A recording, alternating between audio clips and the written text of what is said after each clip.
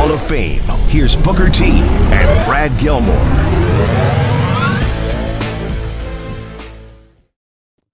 Welcome inside the Hall of Fame. I'm Booker T, 6-time world champ, 2-time Hall of Famer. Got my man Brad Gilmore here with me as always. Getting ready to roll this thing, man. Coming to you live from ESPN 97.5, 92.5. Ready to give you guys your champagne wishes and caviar dreams. Man, I'm coming off of a hell of a week, a whirlwind of a week. I'm talking about it was like a tornado. The vortex, man, was stiff. But I tell you, man, I powered through it. Got through it.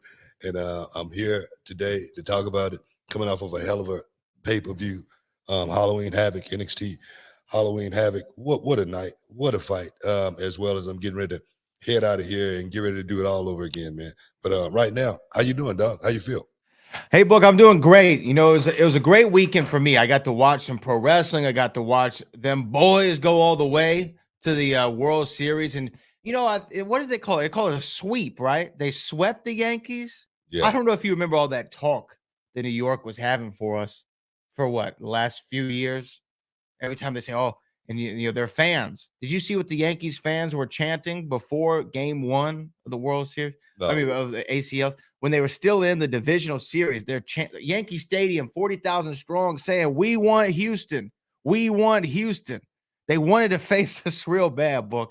And I'm glad that it went so well for them. Probably thought it was going to be a walkover. You know what I mean? Thought Houston was going to be an easy target. But I tell you, man, the boys, like you say, them boys, they sucked it up, went out there and got it done. And now we back again. Dusty Baker about to take us to another championship. You got to love it.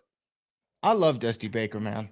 I mean, I you know, and that they even said, the players said that a lot of this they're doing for Dusty. Like that's like a phrase they say in the dugout. Do it for Dusty.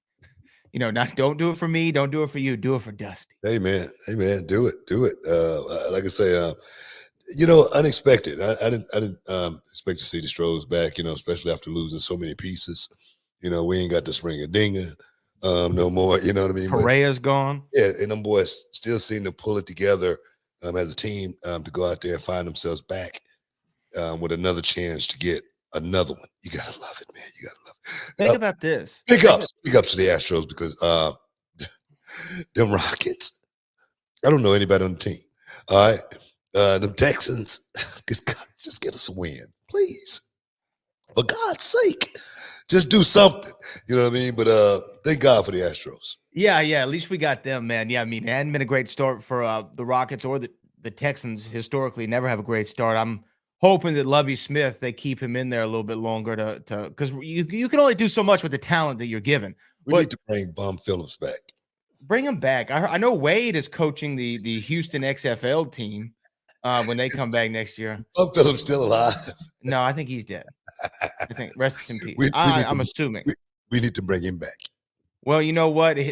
That whole offensive line is probably 6 feet under, but they're probably all still better than what we got right now. You know, to go back to the Astros thing, you're right. They said it on the broadcast last night. I guess I just didn't realize it. Between the 2017 World Series victory and this 2022 World Series berth that we now have, only 3 offensive players are still on the team from 2017 to 2022. It's Jose Altuve, Alex Bregman, and Yuli Gurriel. That's it. Yeah. Those are the only players we still have from those teams. Yeah. And it's incredible that we're back again. I mean, we don't have that pitching core or anything, man. It's amazing. Like I say, that's a hell of a team effort to get back to the World Series because you got to understand how hard that is over a season, baseball season, man. It's hard, man, because just stay healthy. How many games they play? 160 plus. Too many damn games. I'm serious. A lot. Too many games. I mean, that's come on. But hey, man, we about to do it again. I'm happy. I'm happy. You know what? Philadelphia played a hell of a series on the other side. So, hey, now we'll just see what happens. Are you going to go to the game? You going to try to make it in there? You going to see what if someone throws some tickets your way, maybe? You know, if they throw me some tickets, man, I'm definitely going to be there. But I don't know. I don't want to jinx it or anything like that. I've been at home. They've been winning. Maybe if I stay at home, they'll keep winning. That's the way I look at it. I show up, they lose a game, won't feel like it's going to be my fault. You know what I mean? So let's just, you know, I'm superstitious. All right. So let's just keep it rolling. Well, I will say this. After we won last night, or Sunday night, I went to the SeatGeek app and I said, you know what? I'm going to do it. I'm going to be irresponsible. I'm going to go ahead and buy some tickets. I don't even care where they are. I just want to be in the building. So I pull up the SeatGeek app. First thing on the first page, it says ASTROS Phillies. I said, boom, I'm in. Click it, right? I'm trying to see the tickets and I'm looking. I'm like, okay, that's actually not so bad. 150 right there. Oh, wait, as cheap as 83. Where's it $83? All the way up in the nosebleeds. Booker, I get to the end. I'm about to buy 2 tickets in the nosebleed for about $300 after fees and everything is done, right?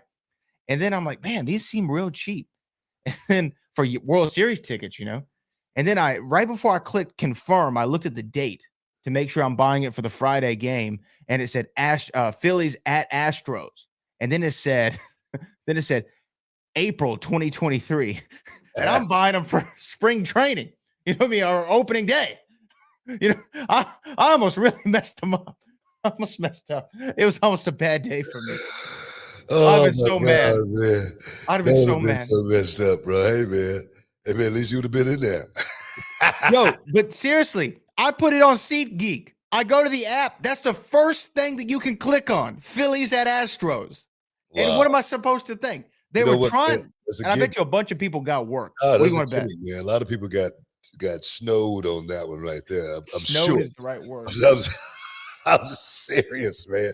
But that's a pretty good idea. What you think about it? It is a great idea. It's a great work, man. Good idea. It really is a good idea. I mean, I wish I'd have thought of that. I want to encourage everybody to go to YouTube and pull up Booker T, David Ortiz, World Series. Right? I want just type that in and go watch the video of you on the panel with Kevin Burkhart, I think is his name, Alex Rodriguez, David Ortiz, and Frank, right? Frank the Tank. Yeah. And go watch Booker's appearance on it. First of all, I don't know what you drank or what influenced you on this broadcast, but you were full of energy. And the first thing you said to you said, I see Frank down there trying to suck in his gut. I was like, and he looked around like, wait a minute. I thought this was Booker and Poppy, not me. And you're like, yeah, I know you're all jacked up on that new Genix. You went after him, man. What'd Frank do to you? Hey, man. A-Rod was cool. You made mention of that. I made sure I mentioned that. A-Rod's definitely cool dude. But no, man, I just want to let them suckers know, man. We were coming for business. Everybody was writing us off. I had to make sure, they put some respect on those boys' names. So that's what that was all about, man, more than anything. And you know what? Birdman that made respect. He really did make that a word, didn't he? Made that a word. You know what I'm saying? So big ups to Birdman. Big ups to Birdman. Big ups to Birdman and the Birdman hand rub. The thing that goes under the radar about that interview that he had with the Breakfast Club is the best catchphrase wasn't put some respect on my name. My favorite thing that he said in that whole 90 seconds was, is we finished or is we done? Like, it's the same thing, Birdman. You're offering me the same options. It's like what I said one day, always, never did.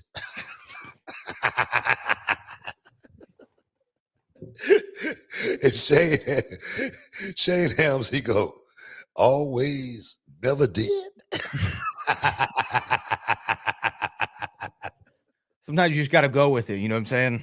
You just got to go with it. Sound good. It sounded great. Always, never did. Always, never did. It's the same thing. But stick around, guys. You're in the Hall of Fame. We got a whole lot more for you. We'll be back in a minute. This is just too much.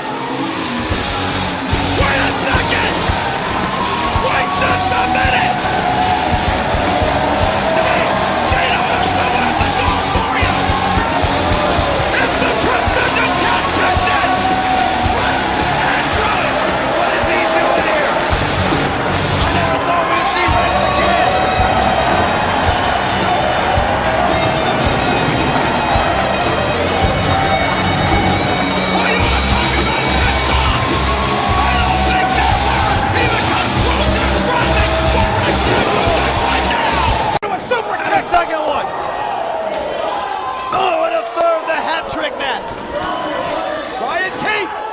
Brian Keith! Rodeo! Cover 1, 2! He did it! Here is your winner and the new Reality Wrestling Heavyweight Champion, Brian Keith. Brad Gilmore! Dreams do come true! Brian Keith, for his family, for his wife, for his children, has captured the greatest prize in reality wrestling. Can you dig it, sucker? You're listening to the Hall of Fame. Here's Booker T and Brad Gilmore.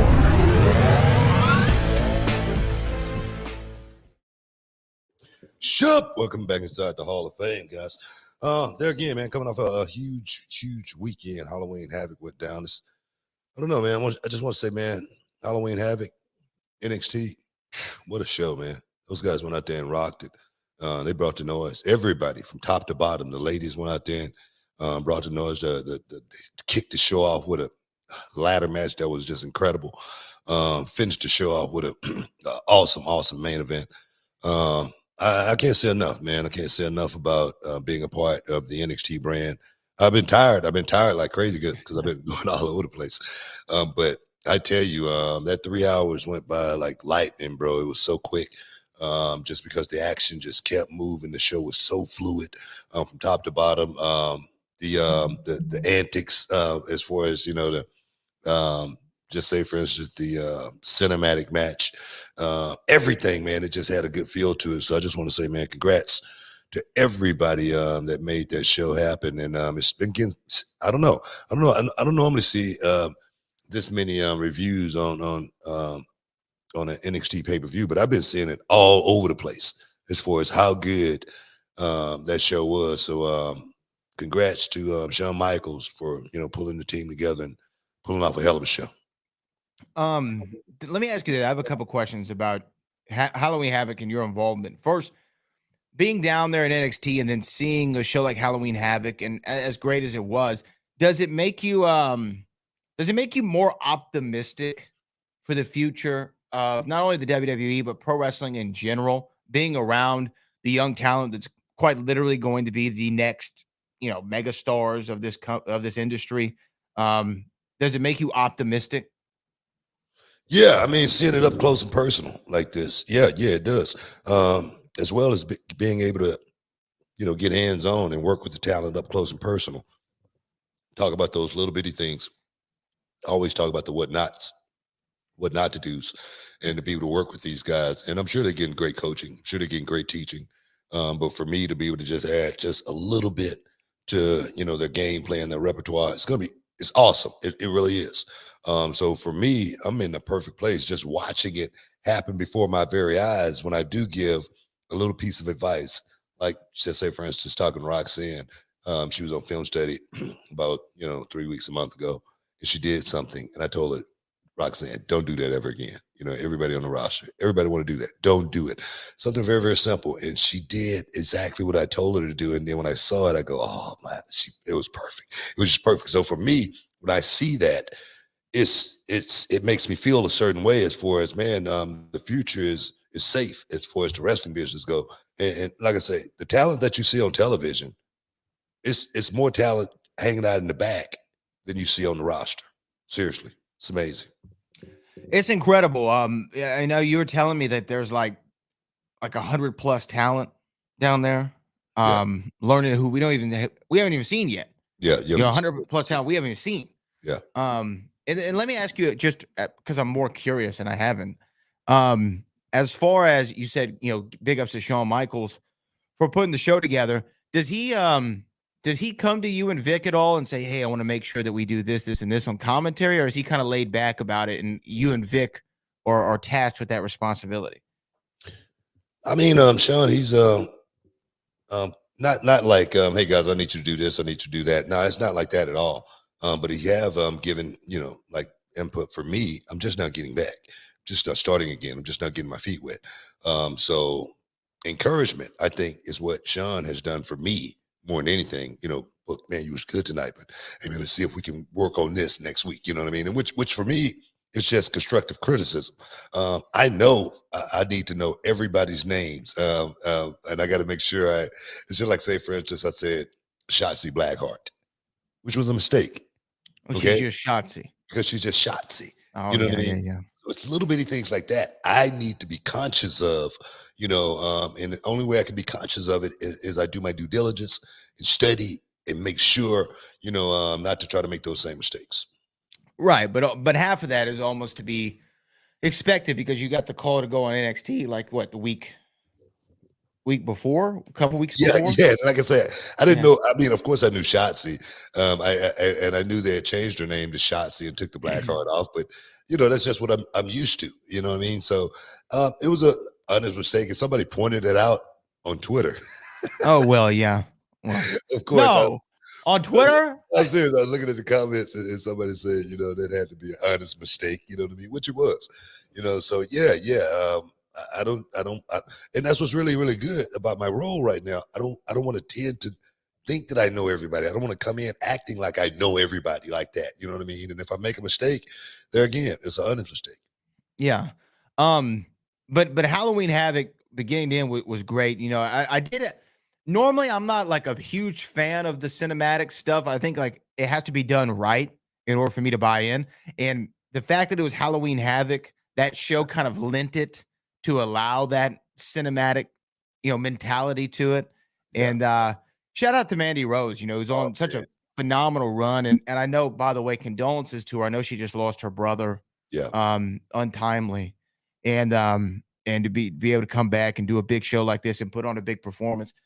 Her and her group, Toxic Attraction, they've been pretty much one of the best things on the show constantly and consistently. Yeah. To watch, and the cinematic match, it spilled into the ring as well. That was really, really cool about it. Mandy Rose, man, she stepped up. She's definitely a player, man. And when I said she is like the best in the business right now, that wasn't just cliche or anything like that. She's come up, and just the looks in her face, her mannerisms, her work ethic, everything is literally on point. And you can see her confidence level in ring is like way over the top. And it's awesome to see, man, because I know exactly, where Mandy Rose, come from. I was there, at the beginning, Tough Enough 2016, when she beat herself up trying to win that contest. She didn't win it, but I swear, man, she did everything she possibly could have done to win it. So to see her where she is right now, man, she's getting her flowers. And I say, man, you go, girl. You do it. So yeah, it's awesome. Well, and I know she definitely did not win, and there's no disrespect to Josh or the late Sarah Lee, but she kind of did win, right? Like, yeah.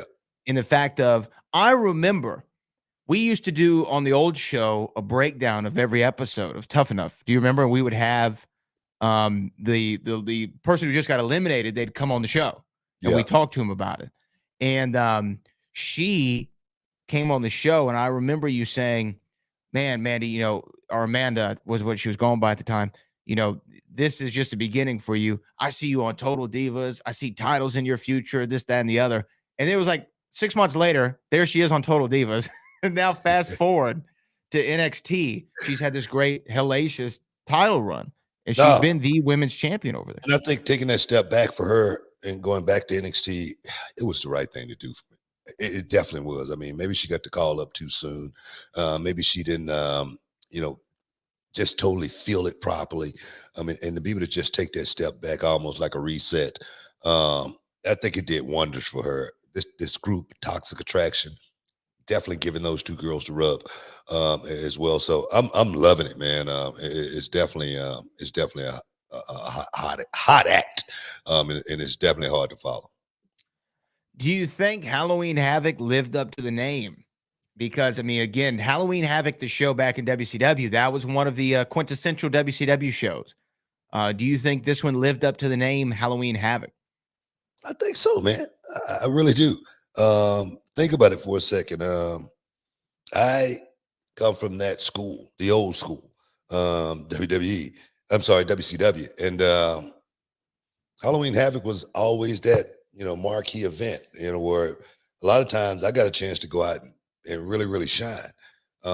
So these young guys, I'm gonna tell you right now, they went out and made me really proud because they brought Halloween Havoc back to the forefront as far as this could be that premier awesome event that we see every year on a regular. So yeah, man, I'm loving it, man. And let me step back for a second. Toxic Attraction, GG, and JC. I don't want to nobody out there saying, what are you thinking about? You put some respect on their name as well. So definitely, Mandy, GG, and JC, a hell of a team to play with. Yeah, no, and you're right. Mandy being with them, because I did not know of either one of them prior to, right? And just honestly, I didn't hear about him on the Indies. I know Gigi apparently was on the Indies for a little while, and had a bit of a reputation down there, like a name for herself. But I didn't know of either one of them. So they've definitely come up, and they're now on the radar from being with Mandy Rose. But that's just not. It's not like it's not like they're continuing to be well known only due to their association with Mandy Rose. They've been going in and they've been putting in the work as well. Let me tell you something. Those two, Yeah. Gigi and JC, they are a hell of a team. And when they come out and do their thing, you notice how good they are immediately. As far as being the perfect pairing, those three, Mandy, Gigi, and JC, that is the perfect tandem trio right there. I'm serious. And as far as making you feel just the crap talking after the match, after they put that beating on Alba Fire, just the trash talk from GG and JC was worth the price of admission. I'm serious, man. I'm over there like, man, I'm digging this, man. This is what I came to see right here, because they was like in it, man. But we got to take a break, man. We got to take a break. Stick around. You're in the Hall of Fame. We'll be back in a minute. What's going on? It's WWE superstar Apollo Crews here. I just want to talk for a minute about what the Indies meant to me. Traveled up and down the road for a long time, and they meant so much to me. It was a huge part of getting me to where I am today, and that is a part of the WWE. I actually did some work with Booker in Houston, drove from Atlanta. Those drives, I feel like those drives that we take, 14-hour drives, those type of things develop some kind of character in you that you can't find anywhere else. The Indies mean a lot to me. Got to travel to Japan, Europe, UK, toured all over, and for me, it was just a huge part of helping me become the superstar that I am today. So I'm very grateful that I got to experience the Indies, and that's it for me. What's up, this Booker T, two-time Hall of Famer. I know you're checking out the shine, checking out the gloss. I want to thank you guys for checking out Row on YouTube. Hey, don't forget to click and subscribe to check out all the latest content right here each and every week. Now, can you dig that, sucker? Can you dig it, sucker? You're listening to the Hall of Fame. Here's Booker T and Brad Gilmore. Welcome back inside the Hall of Fame, guys. Where you get your champagne wishes, carry out dreams, coming to you from ESPN 975-925. My thing is this, man. I want to get something. I don't know where you're going with it, but I'm already nervous. No, man, it's something I got to talk about, man, because people on social media, man, you guys are a trip. First of all, you people are a trip. All right. I've been reading a couple of comments as of lately, just because of NXT and my antics on NXT. People calling me homophobic now. Okay, let's get this straight. I'm not homophobic. Okay, I have nothing against people making their choice of who they want to love, who they want to sleep with. I don't care. That's not my business. But Quincy, what do you call themselves? The Ultimate Diva. Mm-hmm. Okay. I got a choice if I want to like Quincy or not. Okay. I might not like Quincy today. I might like him tomorrow.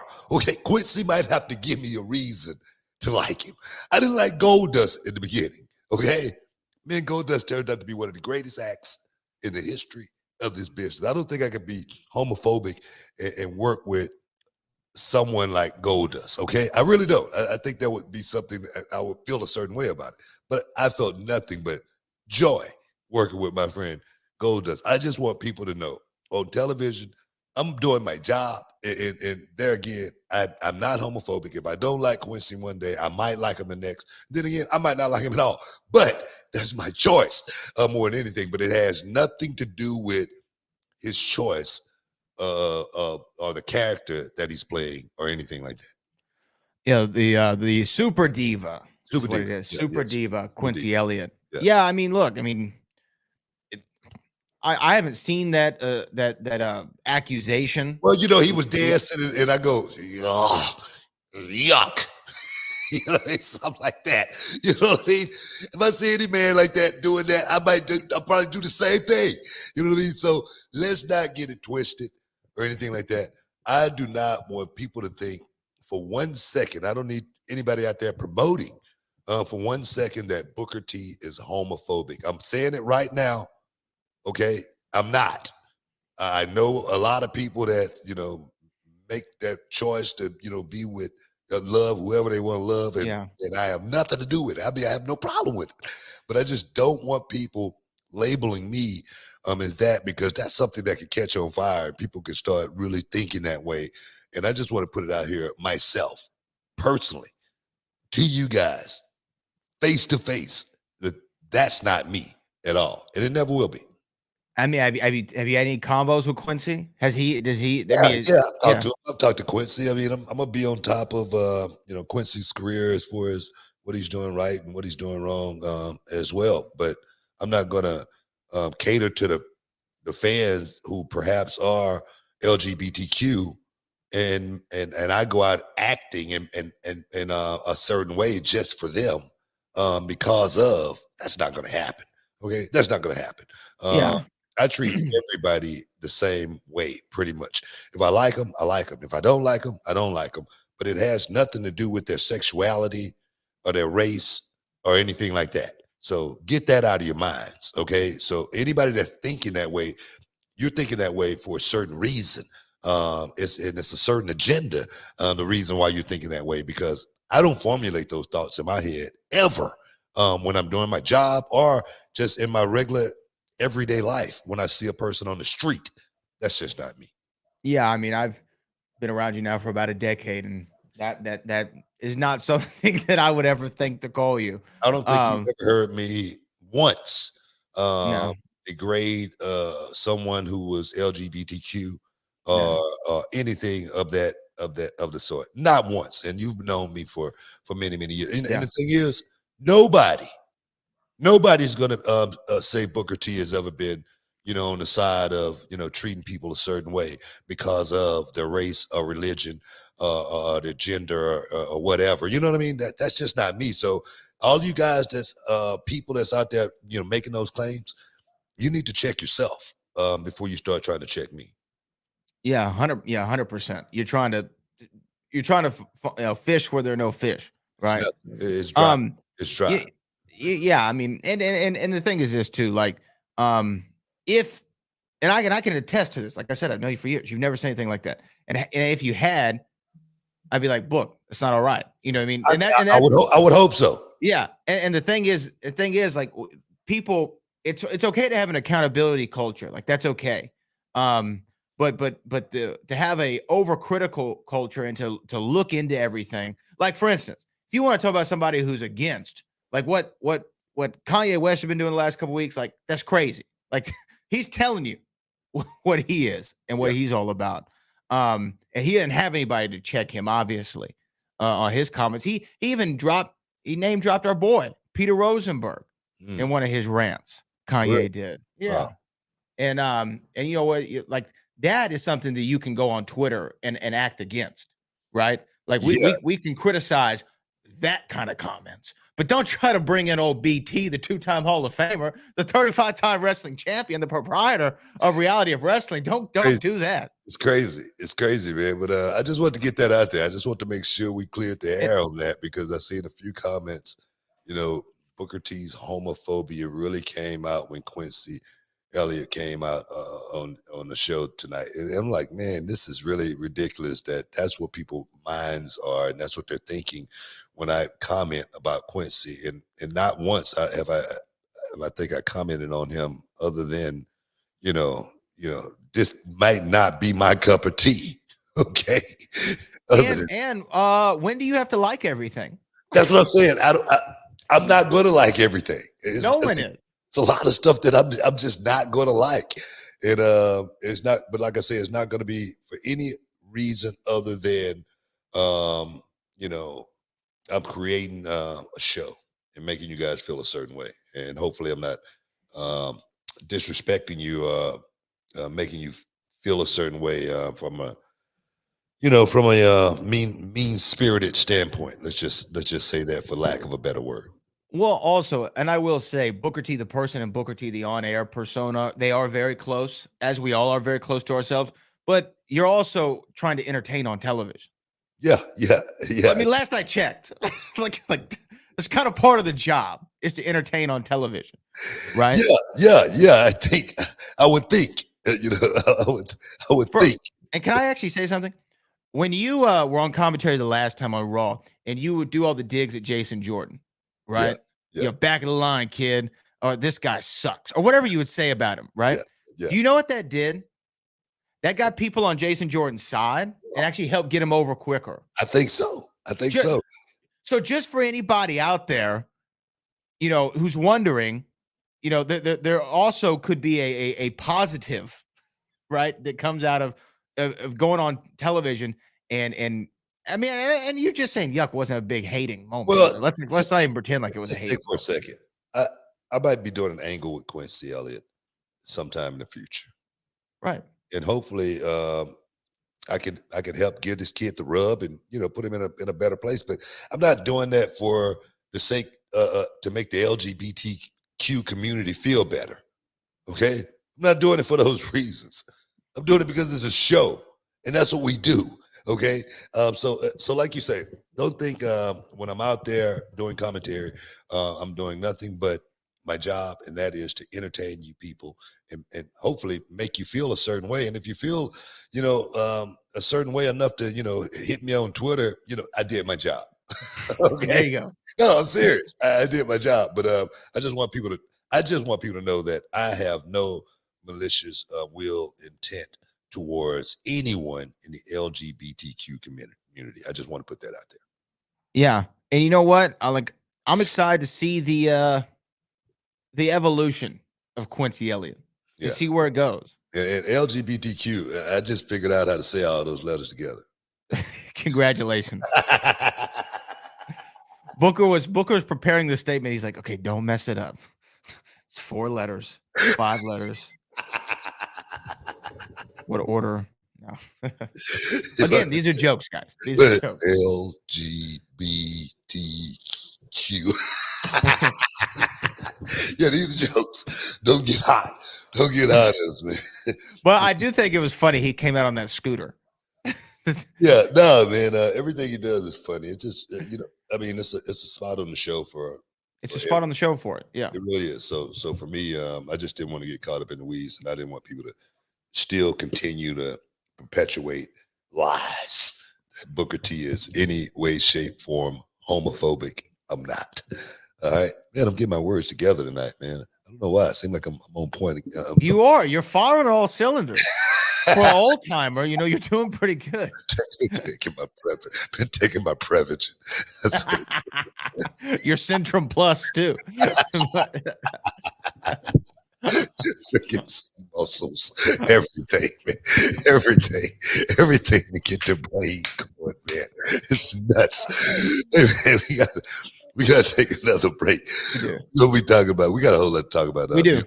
UFC 280 went down this weekend, and we gotta talk about a couple of those fights. Stick around, guys. You're in the Hall of Fame. We'll be back in a minute.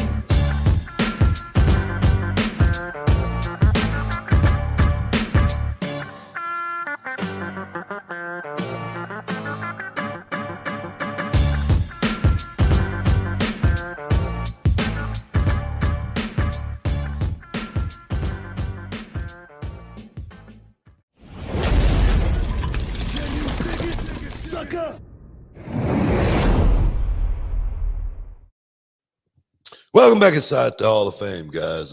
Coming to you from ESPN 97.5, 92.5. I see a few people in the chat said that their super chats wasn't working. So hopefully you can get that working out. I don't know, maybe something going on with StreamYard, but hopefully we'll get it worked out. But I see Xavier Park hollering at us all the way from Seoul, Reality of Wrestling. Appreciate you, man, all the way from Seoul. I've been to Seoul, man, and I had such an awesome time when I went to Seoul, Korea. I actually, what's crazy is LGBTQ plus minus cash. No, don't let the chat get you. I just got over that for a second. No, but I went to Seoul back in the day. Man, literally almost 30 years ago, right? And got a chance to perform there, and I was tag team with me and JBL. Me and JBL was tag team in Korea, and it was such an awesome time. I went to this spot, right, and I bought this fake Louis Vuitton bag, right? It was like $25, something like that. Mhm. Look legit, man. Look just like it, right? And I've had that bag. I still got it to this day, right? And my wife, she wanted to go and buy me the real McCoy one day, right? The same bag, real McCoy. And I'm like, baby, I don't need the real McCoy. I got this one. It's perfectly fine. All right. Now, the strap ended up breaking on the one that I got from Seoul, Korea. The right at the bottom. It didn't break. It just came loose. Okay. The stitching came loose.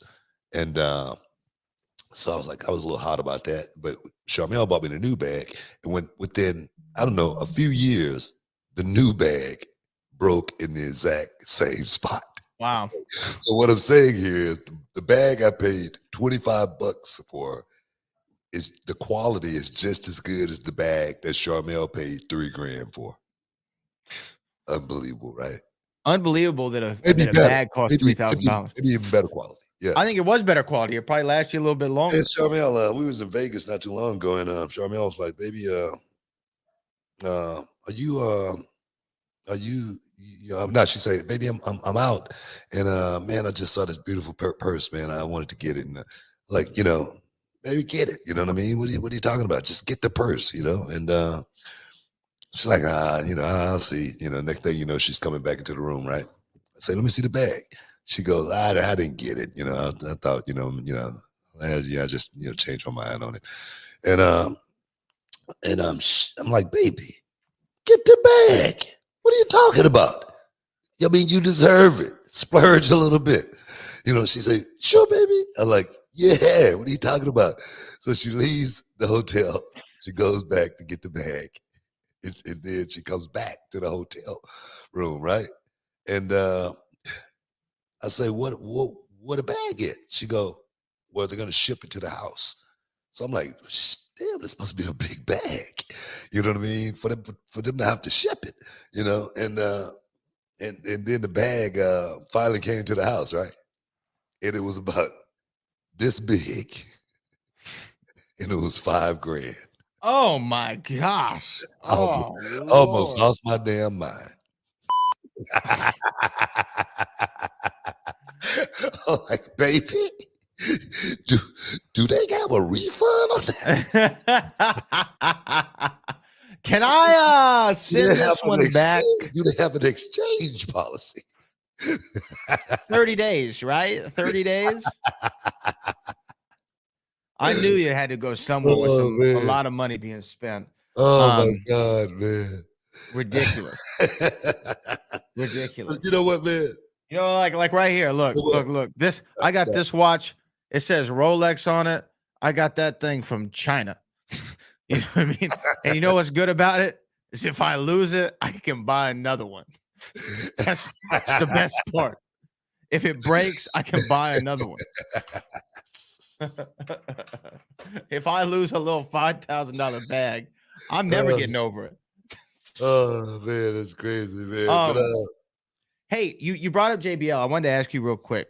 He made his return to WWE television. JBL is now a manager, a mouthpiece for Baron Corbin, whom, by the way, I actually thought was a pretty decent guy on the promos as well. But JBL, another step above. But they're together now, and JBL's calling Baron Corbin the modern day wrestling god, right? Yeah, yeah. What do you think of JBL being back on the show? Do you like this pair of him and Corbin? I do like it. I like it for, I like it for more than just one reason. Of course, I'm happy John is back on television. John's always been a great talker.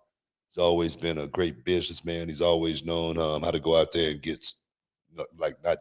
generate like some of the most tremendous heat anybody that ever did this this business. So I like that, and I do like it because Baron Corbin, hell of a talent. He really is. Agreed. No, I'm serious. He's a hell of a talent. But Baron has been missing something to really get him over. I'm talking about that hump that he needs to get over. He's good. Take nothing away from him. He checks off every box. But as far as being able to really get over, I've been wondering what it is that Baron Corbin needs, and this could be it. So let's see how it play out. Yeah, I think that Baron, to me, has always been over. Like I've always, like in these last couple of years, like I've liked his work, and I think that he's one of those cases of the real ones know, right? Like you hear any of his peers bring him up in interviews. They talk about how great he is, how he's a real heel, how he generates the great heat. Also, his End of Days, I think is the name of his finish. One of the most protected finishes in all of wrestling, up there with the brogue kick and the pedigree and things of that nature. So for him, though, I think as far as the fan base, the wrestling fan base, the general fan base, it's always been lacking just a little bit to get him to the next level. Yeah. And I think a guy like JBL, you're right. There's no one who can generate more heat than a JBL can. I've seen him do it for 2 decades plus. You've known him your entire career. When he gets control of that microphone, he knows how to make people feel a certain way. Especially, he's an expert at making people not like him, right? Yeah. He's always been great at that.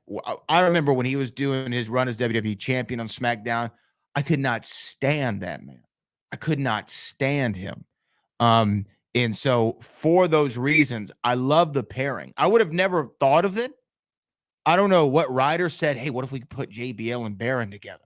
Like, I don't know where this idea came from. I don't know if JBL pitched the idea, but whoever it is, I'm willing to see where it goes. I don't know if it's going to set the world on fire, but I'm excited for it, and I want to see where it goes. I think this could set Baron Corbin in the right trajectory that he needs to go on. I think it's a great launching pad to get Baron Corbin to be looked at as that modern day JBL. But he's gonna have to pull it off. You know what I mean? John was able to work magic because only move you ever remember John ever doing is a clothesline. Oh, you don't remember much other than John hitting you with that clothesline and him being in a good fight and him getting the hell beat out of him. That's the only thing you remember. As far as John, you don't remember him doing a whole lot of flips or anything. All you remember him doing is fight, but fighting to the point to where he made the fans believe that, man, this guy, he really is a wrestling god. He believes it. So I think that could definitely set Baron Corbin in that right trajectory he needs to go on. Yeah, man. I think it's going to be interesting to see where he goes. I do like, somebody pointed out in the chat, I think he called the crowd sweat hogs on Monday night. John? Yeah. Yeah, he did. Yeah. That's a great old school promo thing. That's going all the way back. That's like a Rick Rude. That was like me talking about Ernie Ladd this week on NXT. About 97% of the NXT roster went, who? They did the same thing on this show when you said Bum Phillips. Look here, that's what they need to go do to history. Okay? Right. Oh, 100%. That's what they need to go do to history. Because if you don't know about that boy Ernie Ladd, and like I said, man, that's like I said, when he's paid to do a job. Because when you are paid to do a job, what are you gonna do? What are you supposed to do? You're gonna do that job well. You do that job well. It's just that right there. That's a promo in itself. You know what I'm saying? When you are paid to do a job, you do that job. And you do that job well. Man, I will never forget that promo right there. And it came out sweet on NXT too, I must say. Yes, yes, sir. Yes, sir. Still a lot to get to, Book. Here on the broadcast. If you're watching us live on the internet, thank you. If you're listening to us on ESPN 975, stay tuned because we got more for you, right? We got more to talk about. A whole lot, man. Stick around. You're in the Hall of Fame. We'll be back in a minute. Every time I come here, I just like have so much fun. I go home and we just can't stop talking about it till we come back. The whole roster, top to bottom, star-studded guys. We drove 12 hours from Atlanta just to come see one Missile for the World. It's one of the premier independent wrestling promotions across America. It's a well-oiled machine, and there's a lot of good talent, which is very rare on in these shows to see so much talent on one show. The organization that he has right now, I think and truly believe that it's one of the best organizations out there. Brian Keith is 15 feet in the air! Brian Keith from up top! A lot of fun, a lot of good athletes, good wrestlers, good family fun. I've been around with a lot of the other independent groups, but this to me is a very, very top and first-class operation. Reality of wrestling, one word, heart. And that's what Booker T is bringing to Houston. It's already special. He's created opportunity, and he's creating great talent, as you guys well know. Can't make it happen without these young people, without the fans coming out and supporting this thing. This is the flagship of Texas wrestling. This is the beginning of something big. It ain't gonna stop. It's the best damn promotion in the country right now. The best independent promotion in the country. The best talent, the best coach and teacher that there ever was. And this is where it's at right here in the reality of wrestling. Believe that. Oh my goodness! A Davidson driver! It's very professional. It's a very good production. Booker's doing it right. I really enjoyed being a part of it. Oh, what a rush! The future of wrestling is reality of wrestling. That's the reality of the situation. I'm Roddy Piper, and you're watching Reality of Wrestling. Be there, be square, babe.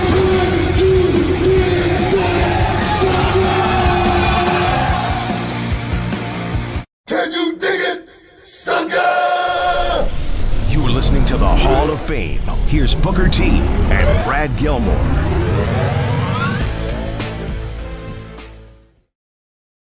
Welcome back inside the Hall of Fame, guys. Like I said, we got a whole lot more for you coming to you from ESPN 97.5, 925. My man Brad Gilmore.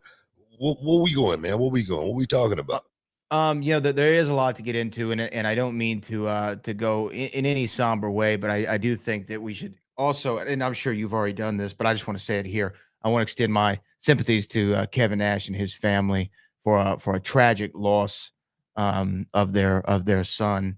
I saw Kevin put up a show today, kind of in tribute of him. So it's a sad case, but I just wanted to personally send my condolences to the family. Just awful to read. Definitely. I've been thinking about my big homie.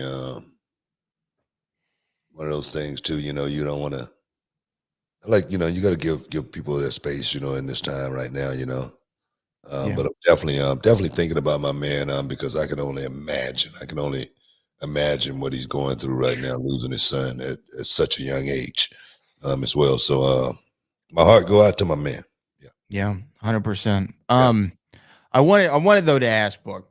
There's a lot that's been going on in the world of professional wrestling, as per usual. But I wanted to ask you about a particular story that was coming up over the weekend. CM Punk. I'm just playing. What is CM Punk was one of the things.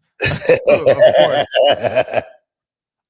You know what? Since you said it, I wasn't going to go to CM Punk just yet, but since you said it, they are negotiating according to the reports. They're negotiating his exit from AEW, trying to do a buyout clause, and they're saying that the thing that's holding it up is the non-compete.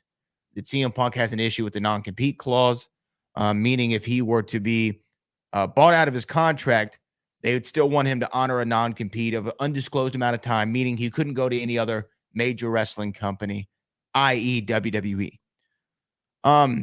What do you think about this news that Punk is getting bought out of the contract And do you think there's a possibility of him in WWE? Because I actually think there's maybe a 1% chance, and that's about as high as I go.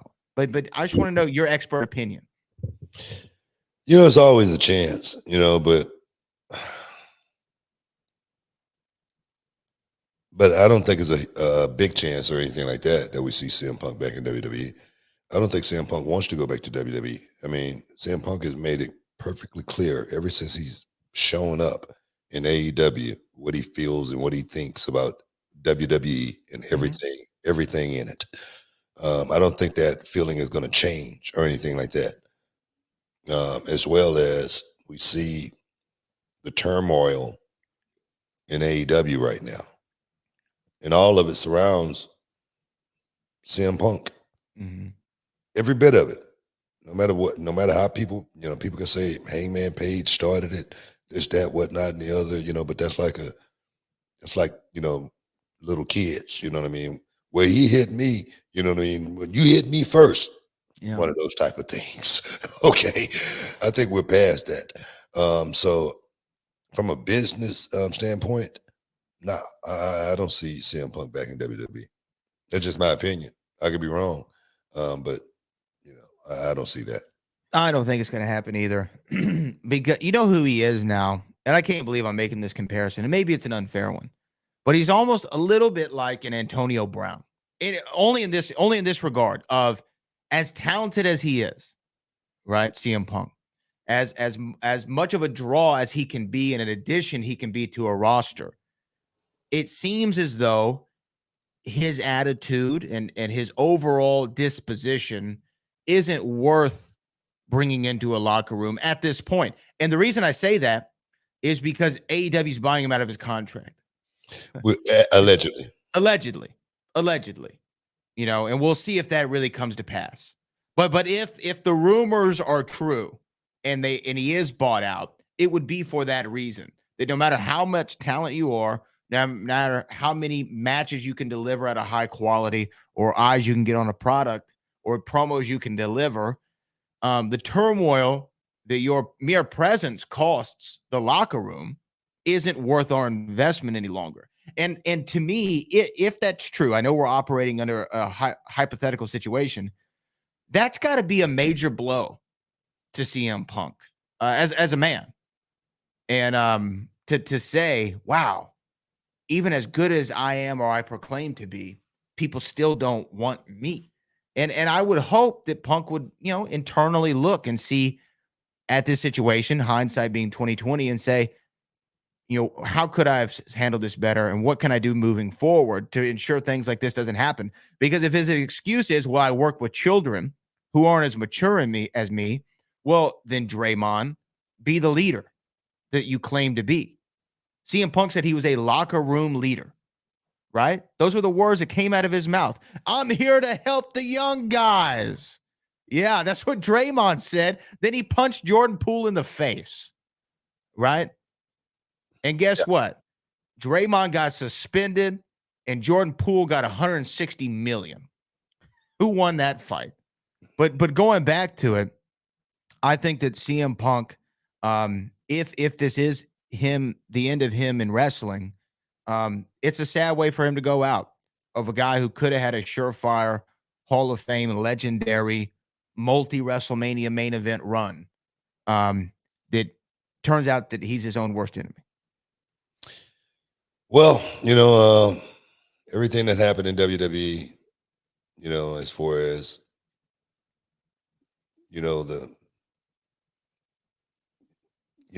unhappiness, in WWE because of, certain reasons. And I don't want to get into them or anything like that, because those are his words as far as, he couldn't get along with this guy. This guy was hurting him, this, that. Well, a lot of stuff, wanting to work in the main event, WrestleMania, all that stuff, It just goes to show you, like I say, he had it really, really good in WWE. He was on a trajectory as far as being, like you just said a second ago, Hall of Famer and all that stuff. That was there for him. CM Punk left because things wasn't quite right for him. He like I say, he wanted to be. I think I heard him say it. I think I heard CM Punk say this. He would always be the bridesmaid, but never the bride. Mm. Those are his words. And, you know, sometimes you just should be happy being a bridesmaid. You know what I'm saying? Especially if you're making the kind of money he was making. No, to go over to AEW to get paid another boatload of money, a bag. Like he said, that's the only reason he would come back was for the bag. And then now to see what that company is, you know, from a perspective to where they're talking about buying him out of his contract. Yeah, it would be a blow. It would be a big blow because, you know, you didn't do it over here. Now you're going over here and you didn't do it over here. Yeah, it would be a big blow. I would think. Yeah. Yeah. And you're right. Because the thing is, he had a chance to do it over here and he had a chance to do it over here. Honestly. Two shots. And he probably had it better in AEW. Remember the words that CM Punk said, for me to come back to wrestling, it's going to take a big bag. That's what I just said. That's what I said. Right. He came back and he got it. And he got his big bag. He came back and got it. But like I say, you know, he got the money. You know, he's secure as far as that go. But the legacy, as far as if he used to leave AEW right now, that's not going to be a great legacy at all. You know what I mean? He's got, yeah. Even though he won the world title there. You know, maybe that's what it was about. It was about winning the belt. You know what I mean? Seriously. Maybe that's what it was about. I can't tell you. I really don't know. But where things are right now in AEW, I don't think they should be there right now because there again, you are working with a lot of kids, and when you came in, that's something that you should have known. You know, you got to know how to handle that thing. You got to, you know, put the gloves on and you got to say, how am I going to handle this right here? I got to pick this guy up a little lighter than I picked this other guy. You know, literally, you got to, I say when you're dealing with young people, I've said it a million times probably. I say when you're dealing with young people, you got to know how to go down to their level in order to bring them up to your level. You got to do it. It's the only way you can communicate with them. And I say that because I've talked to kids that are in dire straight situation, locked up at 15, 16 years old, okay? I had a kid ask me one time, he goes, why would they give someone 16 years old 60 years in prison? He didn't even know. I had to go down to his level to explain to him, to make him understand why something like that can happen. So that's why I say that. I'm talking from experience, dealing with young people, okay? And I just feel like he was in the same position dealing with a lot of young people. They wasn't in prison, but they were still young, just like what Sammy Guevara is going through right now. You don't fire him for what he's going through right now. You pull him, you pull him in and you say, hey man, if you want to be around, if you want to stick around here, this is the way it's got to be done. That's what you do. Okay, I could be wrong. No, I think that you're. I could be 100%. Wrong. I could be wrong. All right. Mm-mm. You know, I could be. I doubt it, but well, my thing on him, and I know we got to take a break, but I'll say this real quick. Like, you're going to another organization, you're getting a chance at a second run at an elder age, right? You proclaim to be one of the greats in the industry. When Shawn Michaels came back in 2002, he wrestled actively from 2002 to 2012. You know how many world title reigns he had? Real world title, lengthy world title reigns? None. Like, he won the title in the Elimination Chamber that you were in, but then he lost it like a week later. You know what I mean? Really none in a 10-year period. As great as Shawn Michaels is. Do you know what Shawn Michaels did, though, in those 10 years? Oh, I don't know. Elevate all the young talent. Like, literally all of them. Lost to John Cena on television, gave Shelton Benjamin the match of his life. You know? Let me I know we got to take a break, but let me echo that right there. You think the same Shawn Michaels would be getting, you know, that praise that Shawn Michaels 15 years before? No. Exactly my point. That's my point. He learned how to understand what it took to actually work with people in order to, you know, make this thing work. Stick around. You're in the Hall of Fame. We'll be back in a minute. Can you dig it, sucker? You are listening to the Hall of Fame. Here's Booker T and Brad Gilmore.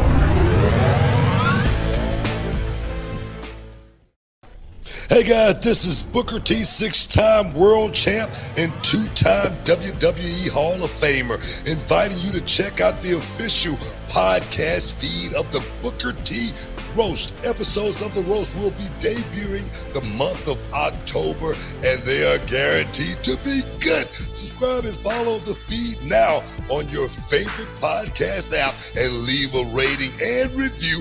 Now, can you dig that, sucker? Can you dig it, sucker? You are listening to the Hall of Fame. Here's Booker T and Brad Gilmore.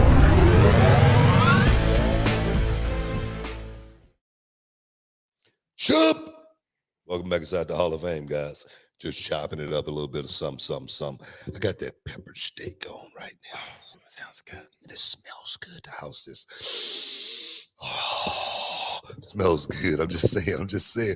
Got the onions and the garlic as well, and it's been simmering for about 2.5 hours. Yeah. I'm talking about it. It's gonna be nice and tenderoni tonight.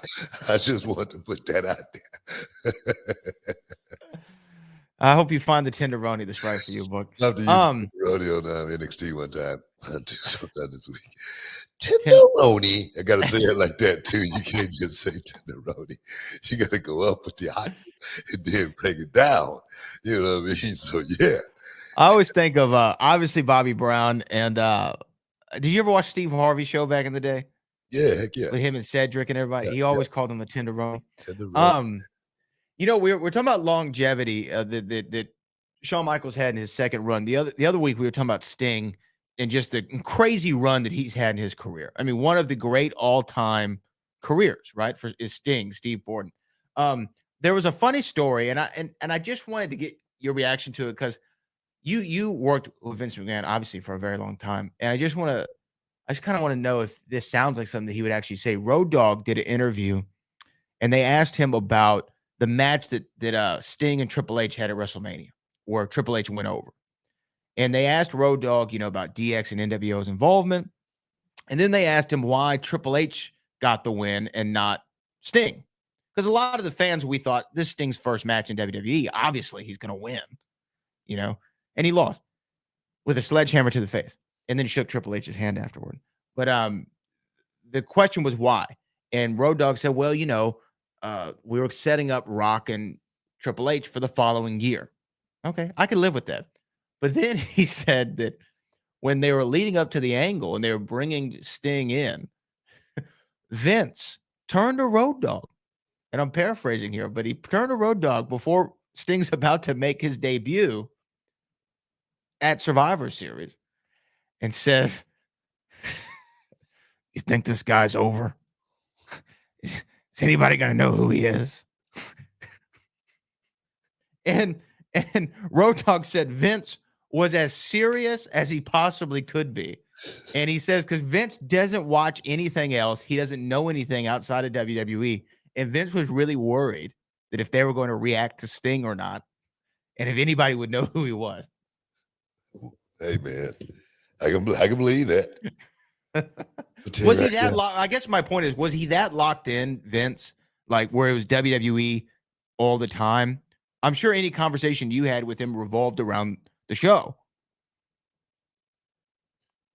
I've had, conversations that didn't revolve around the show with Vince. I had personal conversation with Vince. It's like the talking with the president's confidential. Yes, executive privilege. Executive privilege, exactly. But most of the times I talked to Vince, it was about work.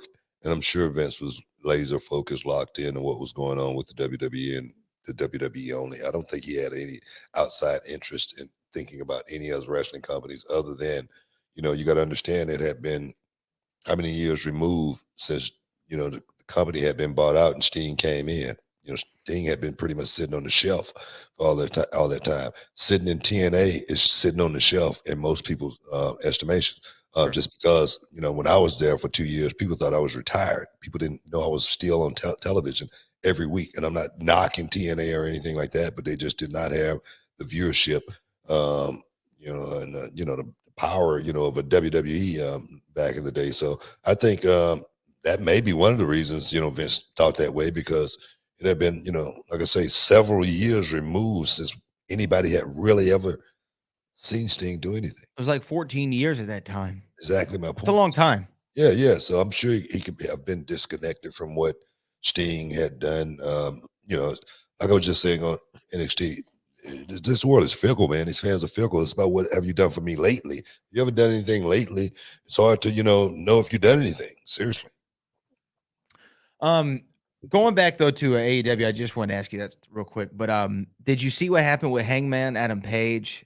Got a nasty hit and was knocked out in his match with John Moxley. That clip behind the ear. John Moxley clipped him behind the ear. And in boxing, when you see a boxer get clipped behind the ear, boom, what happens? Anthony Joshua, down. Ruiz Jr. down. He got clipped behind the ear. Next thing you know, his legs were gone. He didn't know what was going on.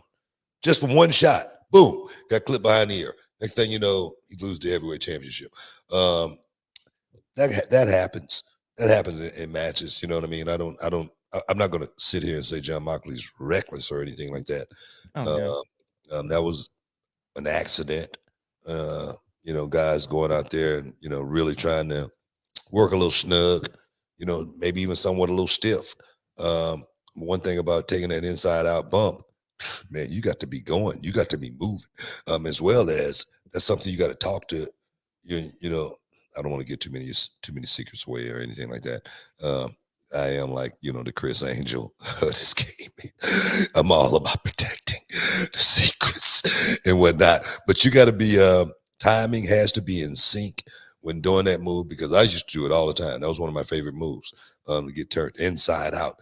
I remember one time I did it with knobs, and I don't know if you could find it, but it was like one of the most beautiful bumps. I don't know, not you finding it right now. I'm going to try to find it. It's one of the most beautiful bumps in the history of the wrestling business, to where knobs hit me and I levitated to where I was literally in midair for about 1 second in the same spot, still rotating before I started coming down. Oh man, it was like one of the most beautiful bumps I ever took in my life. But timing had to be right, and certain things, precautions have to be taken in order for someone not to get the old bell rang. So yeah, I get it, understand it, but I will look at it no more than being an accident. I saw some fans were upset that they stopped the match, and I was saying, I mean, what choice did you have? He couldn't move on after that. There's nothing you could do. I know there's that old school mentality of like Triple H tore both of his quadriceps and we keep the match going, and I respect y'all's era to the nth degree. I think he tore one. Just tore one. Oh, tore one. Oh yeah, you're right. Tore one. Vince tore both of them. Vince tore both. You're correct. Triple H tore one. Still, like, kudos to him and my hat's off to him for finishing the match. And I know that's a kind of an old school mentality, but nowadays, hey bro, that's the AEW fans, man. They don't care about those guys in the ring. They do not care about those guys working. Those guys could, they're nothing more than toys, a video game for these guys. If they're not out there getting a "this is awesome" chant, they don't give a damn about these guys going out there getting hurt. They really don't. I saw a kid came over the top rope, not came over the top rope, but Von Wagner threw Wesley over the top rope through the table. I don't know if you saw that this week on NXT. And I don't know if you saw what I was doing when Vic was he was in it. He was doing the commentary. I had to take my headset off and check on this kid. I'm serious. And the fans, if you saw the fans, they were like, oh my God, they were so caught up in what just happened to Wesley. The sympathy went to Wesley. So when Wesley won that match, oh man, it had a real feel to it. So yeah. Like I say, those guys, I'm gonna tell you, AEW, they are one bad accident away from something really, really being done about what's going on in that company, and people looking at it from a different perspective. They really are one bad accident away. I don't know if you saw one of my former students, Ember Moon. I was about to bring that up. And she kicked this girl so hard. There's no way you could, brace yourself for what I saw. Okay, is it cool? Are those guys, the fans loving it? Yeah, they are loving it. But it's a reason why I'm still walking around today. It's a reason why I'm still in the gym training. It's still looking good on a regular. Don't do that, Brad. You might hurt yourself. It's a reason why. It's because I knew how to go out and perform. It was a certain way on house shows. It was a certain way on overseas tours. It was a certain way on Monday night and Thursday night. It was a certain way on pay-per-view. All right, and neither one of them was the same. Not a one of them was the same. Not a one. When I see these guys going out and performing the way they are today, just throwing caution to the wind, not giving a damn about the person that they're working with, it's beyond me. That's where wrestling is right now today, and hopefully the smart ones that's listening to this will say, Book, will call me. Don't post nothing stupid on Twitter. All right, don't post nothing stupid on Twitter. Maybe they would call me and say, hey, Book, what do you mean by that? Help me out here. Because I want to be able to walk when I'm 52. Stick around. You're in the Hall of Fame. We'll be back in a minute.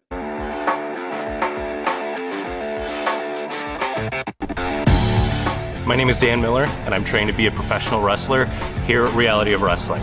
Professional wrestling has been part of my life for as long as I can remember. Growing up, I would have the toys, I would have matches with stuffed animals, I had a little paper championship. I always had that voice in the back of my head saying, can you do this? Can you really be a pro wrestler? And one day that voice got so loud, I just had to know. So I did my research, and I found that Reality of Wrestling is the best training ground in the whole country. You could sit down and turn on the TV every night of the week to watch pro wrestling, and you'll see someone who got their start in this ring. Reality of Wrestling teaches you everything you need to know about the business, from putting together the ring to putting together a TV show. This is a place where you can come and work on your fundamentals, work on your body, work on your interview skills. This is a one-stop shop for everything pro wrestling. If you have that voice in the back of your head, now is the time to find out if you have what it takes here at Reality of Wrestling.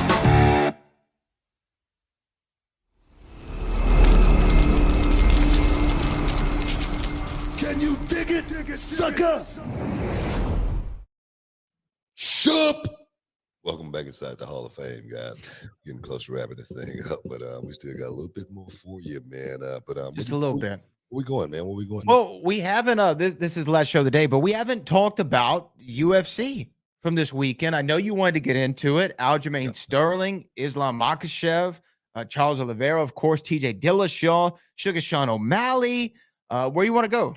Start with O'Malley Young, man. O'Malley Young.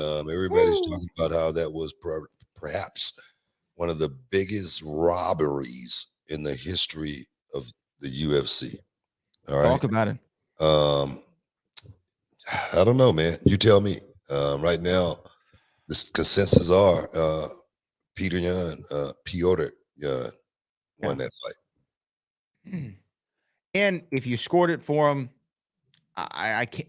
It'd be hard for me to disagree. It would be hard for me to disagree. I think the question in this with this is going to be, did that somewhat expose Sean O'Malley? Well, when you talk about the fight game, you talk about levels, right? And I don't think that Sugar Sean is at. You got to remember, Petr Yan was just a champion, just what 6-8 months ago, a year ago. Well, yeah, and perhaps still could be a champion after that first fight. Didn't go the way it did with Aljo. Yeah, perhaps. Right, because he need him in the head. Oh, did he need him in the head? What did he do? It was a late hit. Late hit. Something like that. Something like that. But he got DQ'd. Need him when he was down. Need him when he was down. That's what it was. Yeah. And so, he got disqualified, lost the title that way. Aljo turned out to be the goods, but this guy was just a champion. And I don't think that Sugar Sean is at that level just yet. And look, I know that if this fight were stateside, it would be a different complaint. I don't know what the commission and the judging is in Abu Dhabi. I don't know how it's set up. But here's what I do know. They made a whole stadium for the UFC during COVID, right? So they really trust the UFC's partnership. They really love having the UFC there. And I know the UFC really loves Sugar Sean O'Malley. I'm not trying to be conspiratorial at all. But watching from home, it was very hard to me to see not only a decision for Sean O'Malley, but for it to even be close was a bit of a question mark for me. How you do that. Now, it doesn't matter. But you know what, Book? I will say this too before you jump in, is when I'm watching the postseason baseball, I'm calling balls and strikes like the umpire. And sometimes I see something that's way outside and away and down in the zone, and the umpire calls it a strike. Right. Well, I was just watching this show, like I say, on Netflix, Flagrant, Foul. Yeah, I get it. Sometimes referees do call it that way. Sometimes they are skewed a little. We like to say incentivized. Yeah, exactly. But yeah, man, that's the way it is, man. That's the way the fight game is. Sometimes, we can't be the referees, and fans at the same time. We gotta let them do their job. And we do ours, but hopefully they'll run it back, and we'll get a chance to see it again. But what did you think about the TJ Dillashaw Aljo fight, Aljamain Sterling versus TJ Dillashaw? The thing is, TJ Dillashaw, I was wondering, they set him up. I'm serious. TJ Dillashaw was set up. There's no way in hell TJ Dillashaw should have been coming back and getting a title shot. There's no way. No. But you know what they said? We're going to let him come back and we're going to get him out of the way real quick. Okay? Because he got the hell beat out of him. Boy, I'm going to tell you right now.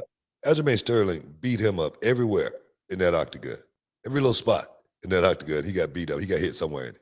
I mean, he got out-wrestled like he had never wrestled before in his life. He had no chance. Aljo looked like freaking a monster compared to him. He had no help. Well, that's part of it. You saw his face was all blowed up and bloated. Yeah, it was weird. He didn't even look like the same guy. He almost looked like Tom Brady at the podium. It's a totally different guy. Well, if you were losing, never mind. Let me not go down there. Let me not go down that rabbit hole. We got to talk about Tom Brady before we get out of here too today. But TJ Dillashaw, he should retire. His game is over. Oh, it's over. It's a wrap. Let's move on to Oliveira, Makhachev. What did you think? Did you think Oliveira had a chance at winning that fight? No. After Because all, I think Islam Makhachev he's the second coming of Habib, and I know that's his guy, and I know that they fight the same way. Yeah. And and I'm not saying that it's unfair because it's 1,000% of the rules, but they just see the fight at a different level. You talk about like great hitters like Barry Bonds, right? He said, people say that he saw the ball differently than everybody else, right? It's the same thing with Makhachev and Nurmagomedov. They see the fight differently. They see openings differently. It's just that the sambo game is different. And those guys have mastered the sambo. They always talk about the jiu-jitsu versus sambo, and they say the best sambo player is going to beat the best jiu-jitsu player every time. I don't know how true that is because I'm not a practitioner or anything like that. But that's just what I have heard. Okay, yeah. Let's just say that. And right now, we got a new man on the scene. Makhachev is definitely the one. Shout out to him, man. Great fight, great fighter, well deserved. Yeah, what does Oliveira go from here, man? Because Oliveira, he's been good. Always had that problem as far as missing weight and whatnot. But I don't know. What does he go from here? He'll find his way, I think, back to a title shot. The division is still strong, but not as strong as it was maybe 5 years ago. Yeah. And I think that there's a clear path for him through a couple victories, or maybe even one more. You got to remember that Oliveira worked really, really hard to get to that title shot. And he got it, and he beat guys like Dustin Poirier to get there, Tony Ferguson to get there. Who'd he beat here in Houston that we saw him? What's my man's name who's in Bellator? Michael Chandler. Beat Michael Chandler. Yeah. So I definitely see him on his way back to it. I just don't. I think that we have the same result. If these two rematch, I think it's the same result.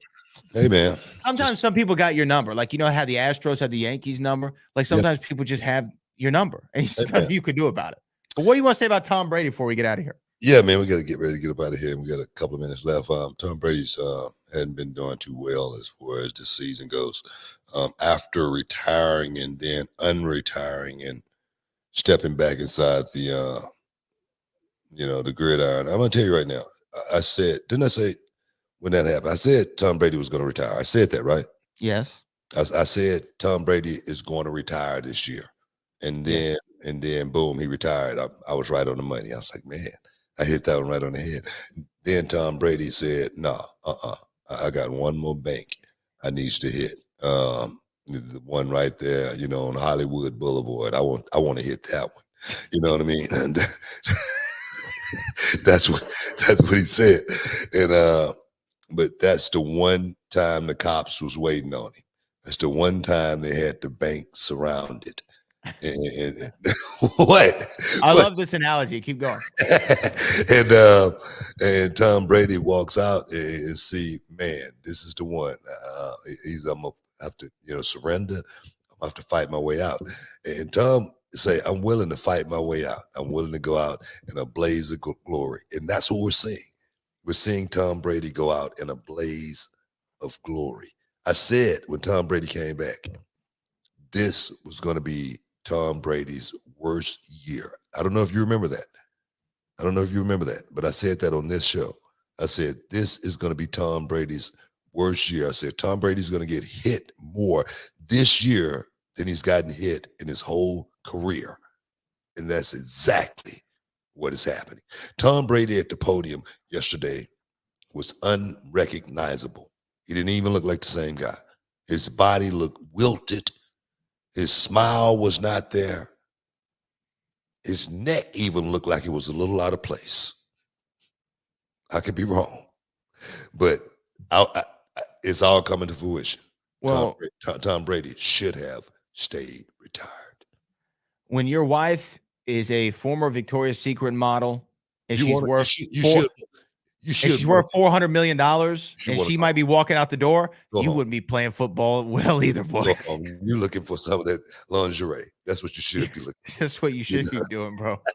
But right now, Tom Brady is in a world of hurts. And I don't know if you saw him at the podium. I don't know if you saw the same thing. I didn't see him at the podium, no. But you can go back and look at it. Tom Brady did not look like Tom Brady. He looked like a totally different person. It's a damn shame. You know what I mean? He looked like Drew Bledsoe. I could be wrong. But I just want to get that out there just so everybody know. When I say something, guys, you can take it to the bank. All right? You can bet the mortgage on it half the time. All right? I wouldn't. But I wouldn't do that. I don't advise to that. I like no, man, but another great show, man. I want to thank you, Brad Lee, as well as all of you guys, man, in the chat today. I want to thank everybody in the chat for stepping in, getting a few champagne bottles, a little bit of caviar dreams. You know what I'm saying. But we'll be back, same place, same time in a couple. But right now, peace, y'all. We out.